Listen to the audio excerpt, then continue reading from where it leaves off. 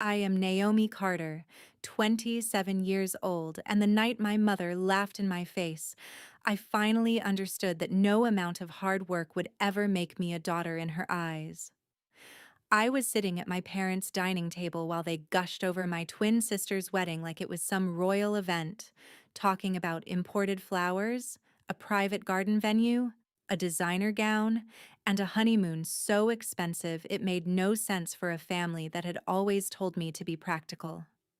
I let them talk until I asked the one question that should never have caused a room to go silent. What about my share of the wedding fund? They all looked at me like I had interrupted something sacred. Then my mother leaned back in her chair, smiled like she was explaining something obvious to a child, and said, "Gold and dirt are not the same." My sister actually clapped at that. Clapped. Like humiliating me was the punchline to a joke they had all been waiting to tell. I did not cry. I did not argue. I did not give them the scene they probably wanted so they could call me dramatic and ungrateful. I just stood up, took my keys, walked out of the house, and drove through the night without answering a single call. By sunrise, my phone looked insane. 53 missed calls from my mother, 20 from my sister. Voicemails, texts, begging, pleading, telling me to come back before I made a terrible mistake. I stared at the screen for a long time before I finally sent one message. Why are you begging a piece of dirt? But to understand why that one text sent my whole family into panic, you need to know what they had been taking from me for years. By the time my sister and I were old enough to understand how families worked, I already knew ours had a favorite. We were twins, but that was where the similarity ended. She had the kind of personality people noticed right away. She was loud, charming, dramatic in a way that made adults laugh instead of worry. She knew how to walk into a room and make it feel like an audience had just arrived for her. I was quieter. I liked plans, routines, and knowing exactly where things stood. My mother called me serious like it was a flaw. My father called me difficult whenever I asked why the rules were different for me. My sister got away with messes because she was spirited. I got punished for the smallest mistakes because I should have known better. That was the story in our house. She was the one who needed softness. I was the one expected to survive without it. At birthday parties, she got the bigger cake because she liked attention more. At school events, my mother would miss my academic ceremonies but somehow never missed a single one of my sister's performances, even the mediocre ones.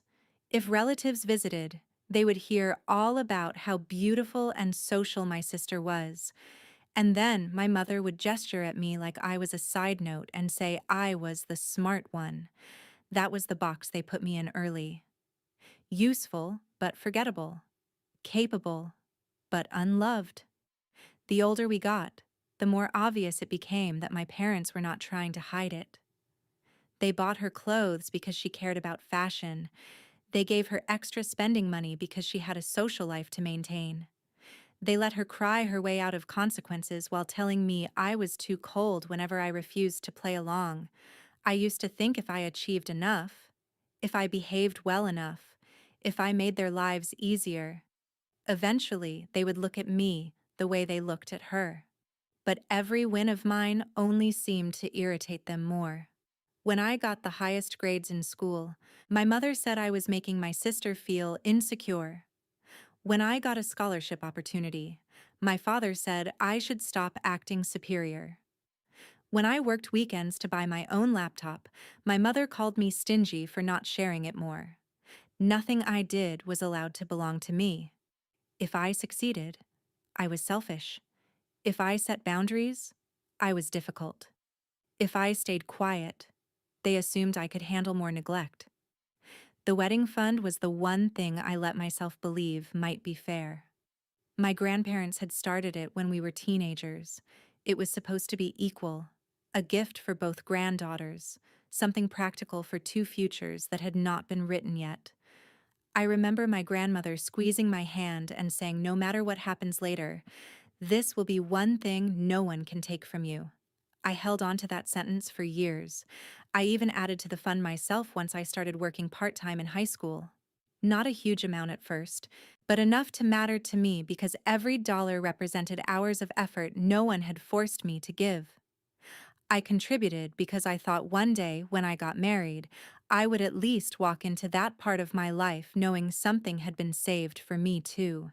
It sounds naive now, but when you grow up half-loved, you become an expert at building hope out of scraps. You take the smallest sign of fairness and treat it like proof that maybe the story is not finished yet. That was my mistake. I thought the wedding fund meant there was one part of my life my family could not rewrite around my sister. I had no idea they were already preparing to do exactly that. The easiest way to understand the difference between me and my sister as adults is this. I built things, she performed them. I worked my way through college with scholarships, internships, and jobs that taught me how to keep impossible schedules from falling apart. I ended up in wedding and event operations because I was good under pressure and even better at cleaning up disasters before anyone else realized there had been one.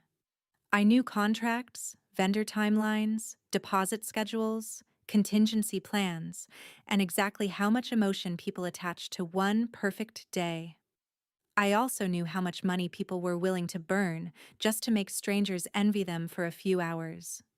That part never impressed me. I moved to Charlotte after college and built a life that made sense to me.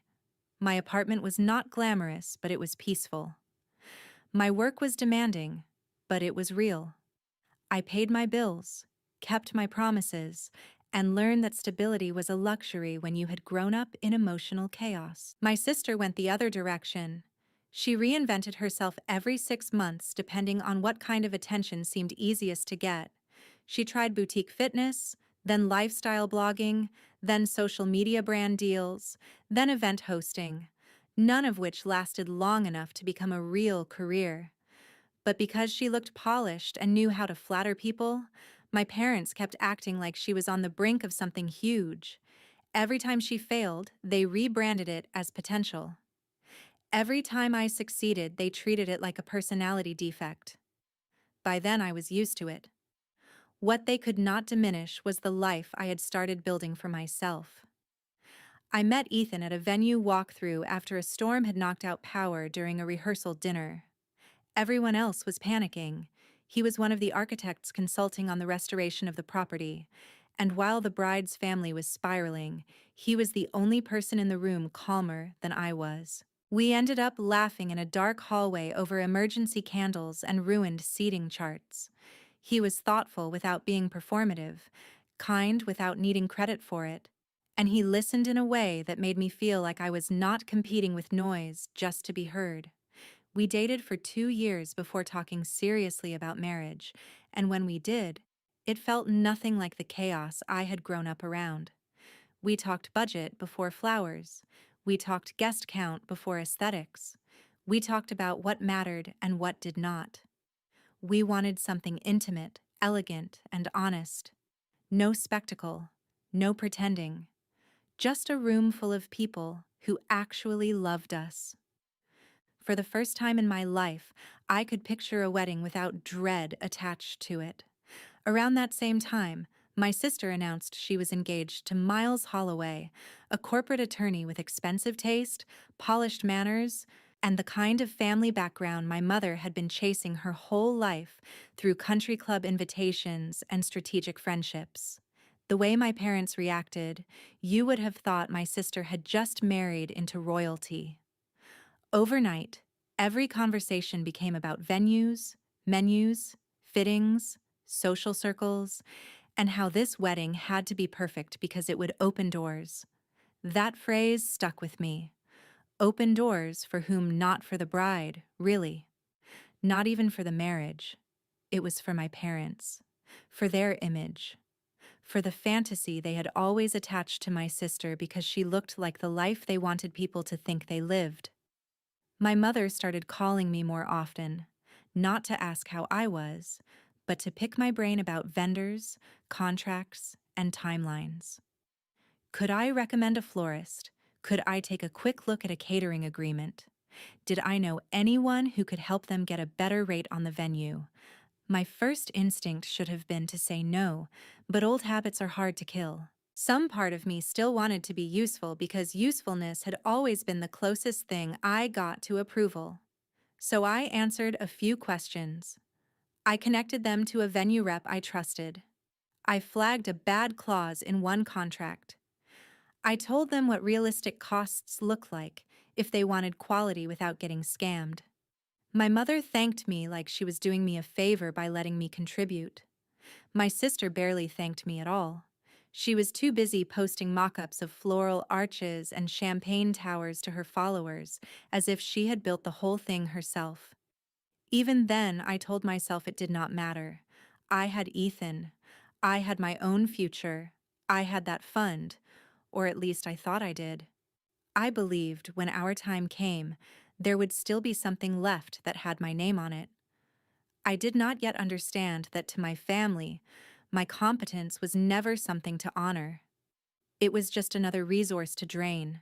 The dinner where everything finally broke started like every other family gathering in my parents' house. Too much performance, too much pretending. My mother had invited me down for what she called a small planning dinner before the final wedding push. I almost did not go, but Ethan encouraged me to keep things civil if I could. He had not grown up inside a family like mine, but he understood enough to know I was always mourning the family I wished I had, not the one that existed. So I drove in for the evening carrying a bottle of wine and the stupid hope that maybe this time they would at least behave like decent people for one meal. My sister was glowing in that carefully managed way she always had when she knew all eyes were on her. My mother kept bringing out binders and swatches and seating charts as if she were staging a campaign instead of a wedding. My father talked numbers in a vague, smug way that suggested he wanted to sound important without ever saying anything concrete. For the first half hour, I mostly listened. Then my mother started discussing a last-minute upgrade to the venue package. More flowers, better lighting, a luxury guest transportation option no one actually needed. I asked the question gently at first. I said, if you are spending at this level, what does that mean for the rest of the wedding fund? My mother stopped moving. My sister looked down at her plate. My father cleared his throat and reached for his water. I knew right then. I just did not know how bad it was. I asked again, more directly this time. What does that mean for my share? My mother set down her fork and gave me a look I had seen my whole life, the one that said I was about to be punished for ruining her preferred version of reality. She said there really is no your share anymore. Most of it went into your sister's wedding. She said it casually, like she was explaining weather. I stared at her. I asked what about the money I put into it. She shrugged. We all contribute to family, Naomi. Then I asked the question that made her smile. So you spent my grandparents' money and my money on her and never planned to tell me. She leaned back in her chair, crossed her arms, and laughed. Not a nervous laugh, not an embarrassed one, a cruel one. Gold and dirt are not the same, she said. Your sister is marrying into a world where appearances matter. That investment makes sense. You and Ethan are doing some tiny, tasteful thing. You do not need the same kind of help. For a second, I honestly did not hear the room. It was like my body had gone silent from the inside out. Then my sister clapped once, sharp and smug, and said, Mom is harsh, but she is not wrong. I think that was the moment something permanent in me cooled, because all my life I had pictured a breaking point as some big dramatic explosion. I thought if I was ever pushed too far, I would finally scream. Instead, I became very still. I looked at all three of them and realized none of them expected consequences. They expected pain, maybe tears, maybe an argument they could twist into proof that I was unstable and jealous. What they did not expect was for me to become strategic. So I stood up. My mother told me not to be dramatic.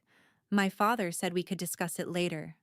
My sister rolled her eyes and asked if I was seriously going to ruin the mood over money. I picked up my bag, my keys, and my coat. I said nothing. I walked out while my mother was still calling after me. The second I got into my car, I did not cry. I opened my laptop. Because in their rush to build a luxury wedding they could not actually afford, they had leaned on more of my professional access than they realized. The venue rep they were using had agreed to a temporary hold because of my recommendation. The floral designer had approved a discount through a referral code tied to my company network. A transportation vendor had only delayed full payment because I had vouched that this family would not embarrass me. I sent 3 emails and made 2 calls before I even backed out of the driveway. All professional, all clean. I informed the vendors that I was withdrawing personal and professional sponsorship from any pending flexibility arrangements connected to the Carter Holloway wedding. I clarified that I was not financially responsible for any outstanding balances and that no one should rely on my name or reputation moving forward. I did not ask anyone to cancel anything. I did not need to. I just removed the support they had built their fantasy on. Then I drove back to Charlotte through the night with my phone face down beside me. By the time I got home, I had 7 missed calls. By sunrise, it was over 70. 53 from my mother, 20 from my sister. A flood of voicemails that moved from outrage to panic in less than 6 hours. The venue needed immediate confirmation. The florist was pausing production. Transportation was suspended until payment cleared. My sister's makeup artist had heard there were contract problems and wanted reassurance. For once in their lives, they were not calling because they wanted something from me quietly. They were calling because everything they had built by stepping on me was shaking. I listened to one voicemail from my mother, where she sounded breathless and furious and scared all at once. "Naomi, call me back right now. You are taking this too far." Then, one from my sister, sharp with panic under the attitude. "Do not do this to me. Do not ruin my wedding because you are bitter." I stared at the screen for a long time before typing my reply. "Why are you begging a piece of dirt?" Then I turned my phone off and finally went to sleep. When I woke up that afternoon, I expected to feel guilty. I had been trained for guilt. My entire childhood had conditioned me to believe that withholding help from people who treated me badly was somehow more shameful than the way they treated me in the first place. But guilt was not what I felt. Relief was. Not joy exactly. Not revenge in the cartoonish sense people imagine when they hear that word. It was the deep, almost unfamiliar relief of finally understanding that I did not have to keep volunteering to be the bridge people burned while standing on it. My phone was still exploding when I turned it back on. My mother had shifted into victim mode. "How could you do this to your own family after everything we have done for you?" My father, who had barely spoken the night before, sent one cold message accusing me of sabotaging your sister out of envy. My sister cycled through every version of herself in a single thread. First furious, then mocking, then pleading, then threatening to tell everyone I had tried to destroy her wedding because I could not stand to see her happy. That last one almost made me laugh. People like my sister always assume everyone else is motivated by the same shallow hunger they are. It never occurred to her that I was not trying to take her spotlight. I was just done carrying the stage. I did not answer any of them. I called Ethan instead. I told him everything, including the sentence my mother had used. He was quiet for a few seconds in a way that told me he was angrier than he wanted me to hear. Then he asked the only question that mattered. "Did you do anything wrong?" I said no. He said, "Then let them deal with what they created." That was one of the reasons I loved him. He never confused peace with surrender. Over the next few days, I learned through a mix of voicemails, mutual acquaintances, and the kind of family gossip that travels faster when rich people might be embarrassed that the wedding had not collapsed, but it had cracked. My parents had scrambled to keep it alive. My father liquidated part of an account he had no business touching that quickly.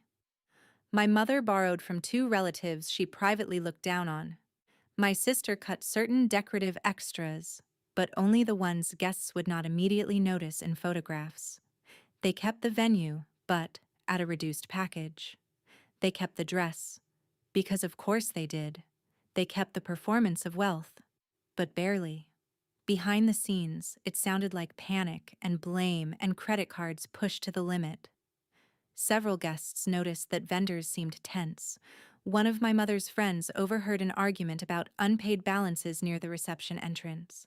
A cousin texted me that my absence was the real topic of the night. Apparently, people found it strange that a twin sister was missing from such an important wedding, and even stranger that no one could offer the same explanation twice. Some were told I had a work emergency. Some were told I was sick. Some were told Ethan and I had broken up. My favorite rumor was that I had become too emotionally unstable to attend. That one had my mother's fingerprints all over it. Still, the photos my sister posted afterward looked glossy enough if you did not know what had happened outside the frame. She smiled like she had won. Miles smiled like a man posing beside an expensive acquisition. My mother looked exhausted under professional makeup. My father looked older than I remembered. The comments online were full of the usual empty praise. Dream wedding, fairy tale bride, obsessed with this couple. I looked at the pictures once and then never again. The strangest part was that I did not feel consumed by any of it. I had expected anger to keep burning, but distance changed the texture of everything. My family had built their lives around image, and the moment I stepped back, I could see how fragile all of it really was. They needed me more than they would ever admit. Not because they loved me, but because I was the practical spine in a family addicted to appearances. Without me, they could still throw a party. They just could not do it cleanly. Ethan and I moved ahead with our own plans in the quiet way that made me feel sane. We toured a lakeside property outside Charlotte that was smaller than any venue my mother would have approved of, and immediately knew it was right. It had old trees, soft light, and a view that did not need to prove anything to anyone. We talked to a local chef instead of a luxury caterer. We cut our guest list down to people who had actually shown up for us in real life. Every choice felt like a correction, not just to my wedding, but to my understanding of what celebration was supposed to be. It was not performance. It was witness. It was not about who could be impressed. It was about who could be trusted. Meanwhile, the calls from my family slowed, not because they had forgiven me, but because they were busy trying to maintain the illusion that everything was fine. I knew that phase would not last. Debt has a way of making truth louder. So does marriage when it is built on image instead of intimacy. I did not have to wish for consequences. I had already seen enough weddings to know they were coming. About 3 months after the wedding, the first real cracks started reaching me from outside the family bubble. One of my former college friends who still moved in overlapping social circles with my sister messaged me after midnight with a question that looked casual but was not. "Is everything okay with your sister and Miles?" I asked why. She said because Sienna has been posting a lot of vague quotes about loneliness and fake love, and she was seen crying at a restaurant while Miles left early. I should have felt sympathy. Instead, what I felt was recognition. Not because I had wanted her marriage to fail, but because I had seen the transaction from the beginning. Miles had not fallen in love with my sister.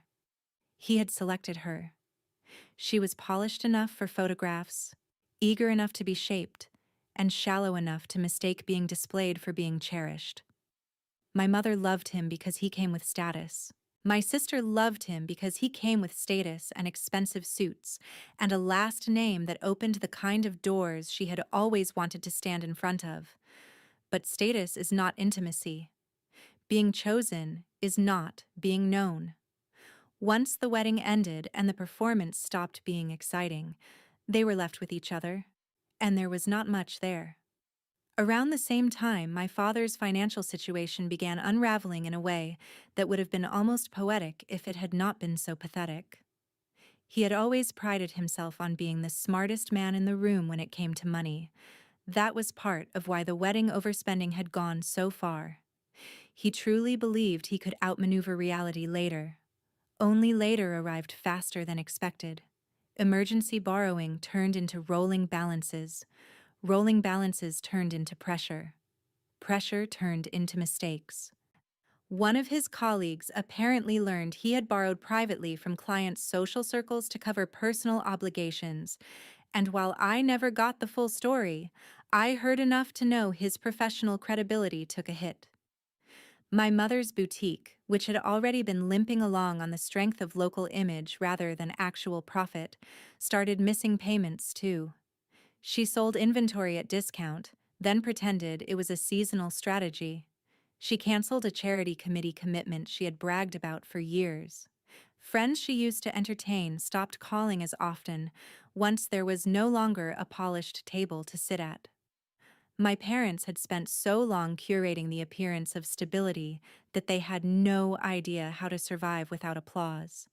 That was when the messages started again. They came through numbers I did not know, through distant relatives, through one old neighbor who left me a long voicemail about how family is family no matter what. My mother wrote me a letter and mailed it to my office. Not my apartment. My office. That alone told me she still did not understand shame. In the letter, she tried every version of the truth except the real one. She wrote that wedding stress had caused things to be said in the wrong tone. She wrote that families make mistakes. She wrote that my sister was struggling in her marriage and needed support from her twin. She did not write that she had called me dirt. She did not write that she had stolen money meant for me. She did not write that she had only noticed my value once my absence had a price tag. I folded the letter and threw it away. A week later, my sister called from a private number. I should not have answered, but something in me wanted to hear what her voice sounded like when life stopped clapping for her. She did not bother with small talk. She said she and Miles were having difficulties. She said marriage was harder than she expected. She said he was always traveling, always working, always irritated, and lately he had started making comments about her spending and her family's instability. Then she moved to the real point. She asked if I still had contacts who could help my mother's boutique with an event partnership, maybe something upscale that would bring in new clients. When I stayed silent, she pushed further. She asked if Ethan knew any investors. I almost admired the nerve. Even then, in the middle of her own unraveling, she still saw me as a utility, not a sister, not a person she had humiliated, a tool she hoped had not learned its worth. I told her no. She got sharp immediately, accused me of enjoying this, accused me of waiting for them to suffer so I could feel superior. That was when I finally said something that had been true for years. I do not need you to suffer to know who I am. I just needed to stop letting you decide it. She hung up on me. Not long after that, a family acquaintance told me my parents were quietly preparing to sell their house and move into a much smaller place. Officially, they wanted less maintenance. Unofficially, debt was choking them. The same house where I had spent years being told my role was to understand, to adjust, to give more, was now one more thing they could not afford to keep. Ethan found me sitting in our kitchen the night I heard that news, staring at nothing.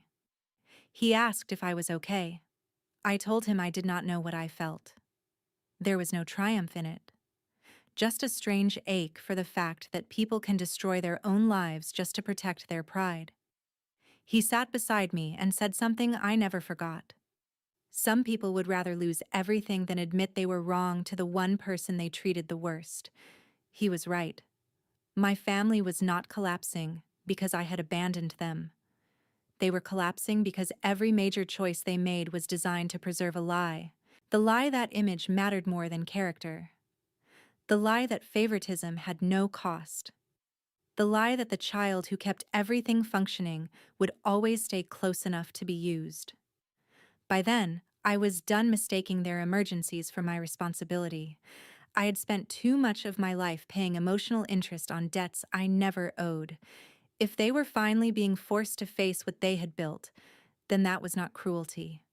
That was consequence. The final time they reached out, it was almost 8 months after that dinner. By then, Ethan and I had finished nearly all the planning for our wedding. We had our invitations, our menu, our music, and a guest list so intentional that every name on it made me feel calmer instead of obligated. My life had become so steady that the chaos I came from felt like a separate country.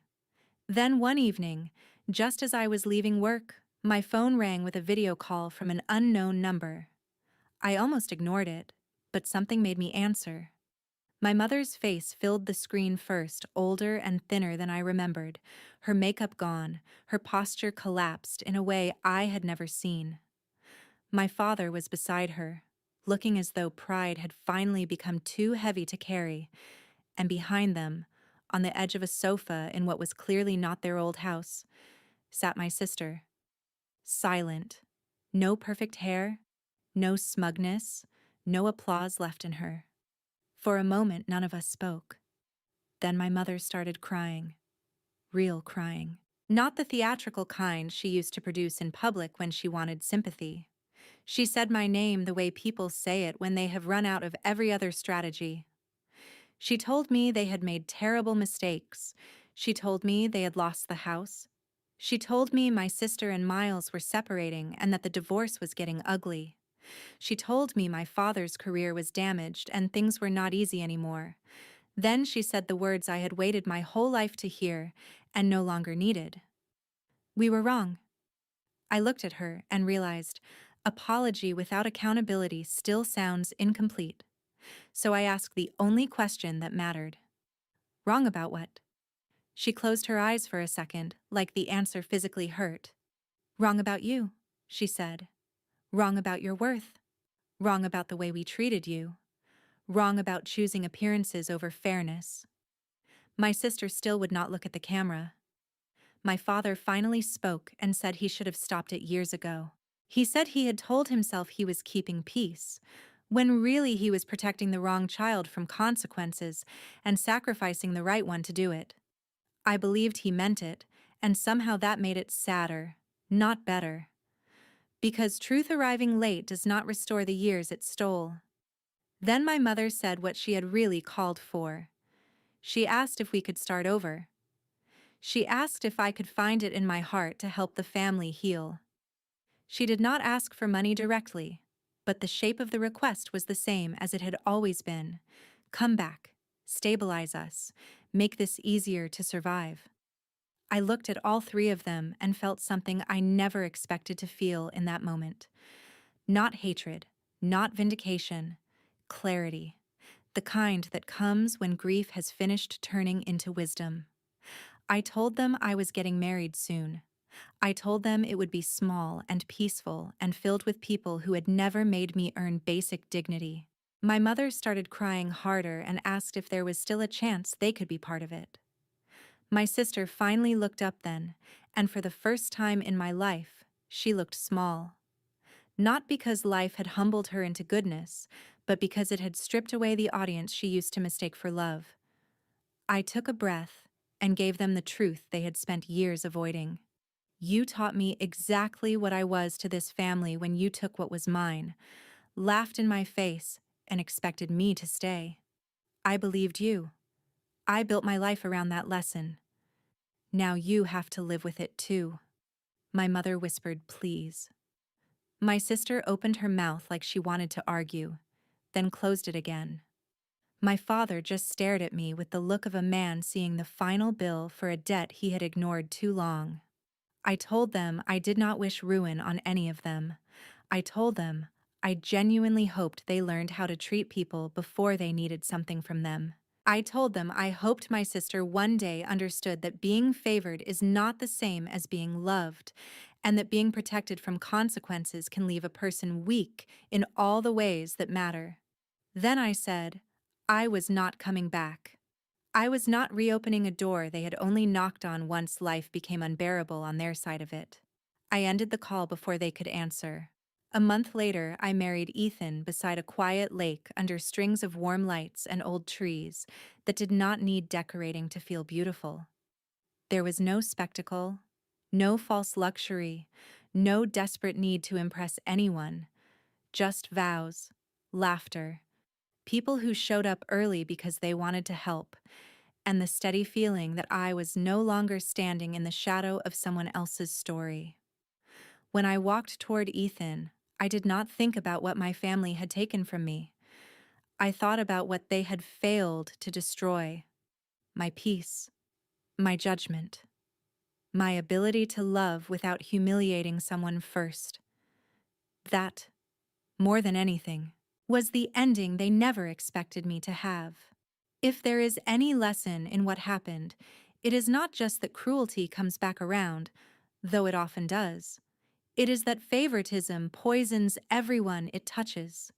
It damages the child who is neglected, but it also hollows out the child who is worshipped by teaching them that love can be replaced with indulgence, and that value comes from display instead of character.